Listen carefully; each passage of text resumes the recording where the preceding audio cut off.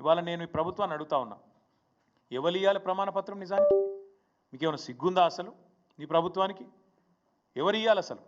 నువ్వు ఇవ్వాలి, నీ ప్రభుత్వం ఇవ్వాలి. ఊరూరా ప్రమాణ పత్రము, డిక్లరేషన్ ఏమని ఇవ్వాలి? నువ్వు చెప్పు. నువ్వు అసలు నీ ప్రభుత్వం రుణమాఫీ చేసింది అని బయట డైలాగులు కొడుతున్నావు. పెట్టు ఊళ్ళల్లో లిస్టు. ఏ ఊళ్ళో ఏ రైతుకు ఎంత రుణమాఫీ అయిందో దమ్ముంటే పెట్టు లిస్టు. ఏ ఊరిలో ఏ రైతుకు నీ ప్రభుత్వం ఎంత రుణమాఫీ చేసింది, ఎన్ని ఎకరాలకు చేసింది, ఎన్ని లక్షలకు చేసింది పెట్టు దమ్ముంటే. ఊళ్ళో పంచాయతీ కాడ, గ్రామ పంచాయతీ ఆఫీస్ కాడ మొత్తం లిస్టు పెట్టు. ఎవరికి ఎంత అయిందో ఎరకైతుంది ప్రజలకు కూడా. రెండవది, ఏమి ఇవ్వాలి నువ్వు? డిక్లరేషన్ నువ్వు ఇవ్వాలి, నీ ప్రభుత్వం ఇవ్వాలి. ఏమి ఇవ్వాలి చెప్పాలి నువ్వు.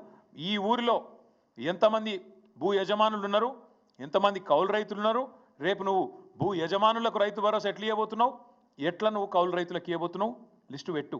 డిక్లరేషన్ నువ్వు. మూడో డిక్లరేషన్ నువ్వే ఇవ్వాలి.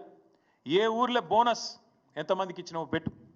ఏ ఊర్లో కాంటా ఎంత పెట్టినావు, ఏ ఊర్లో ఎంత కొనుగోలు చేసినావు, ఎంత జోకినావు, ఎంత కొన్నావు, ఎంతకు నువ్వు పైసలు ముట్టినాయి పెట్టు లిస్టు.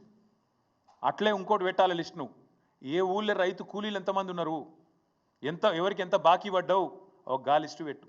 డిక్లరేషన్ ఇవ్వాల్సింది రైతులు కాదు, ప్రమాణ పత్రం ఇవ్వాల్సింది రైతులు కాదు. ఇవాళ ఇమానం తప్పిన ప్రభుత్వం ఇవ్వాలి, నీతి తప్పిన బేయిమాన్ ప్రభుత్వం ఇది. మీరు ఇవ్వాలి ప్రమాణ పత్రం రైతులకు. ఊరూరికి లిస్టు పెట్టు. పెద్దలు ఓ సామెత చెప్తారు, ఒక కుక్కను చంపే ముందుగా దానికి పిచ్చి కుక్క అని ముద్రేయాలి. అట్లయితే దాని సంపడు అల్కగా అవుతుంది. ఇప్పుడు రైతు బంధు పథకాన్ని కూడా బొందబెట్టే ప్రయత్నం ఈ ప్రభుత్వం చేస్తుంది. ముమ్మాటికి నేను మా పార్టీ తరఫున ఆరోపణ చేస్తా ఉన్నా.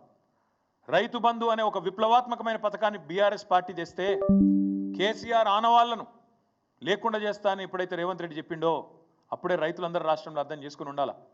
దీన్ని కూడా ఖచ్చితంగా మింగేస్తాడు కాంగ్రెస్ పార్టీ, దీన్ని కూడా బొందబెడుతుంది రైతు బంధును అని.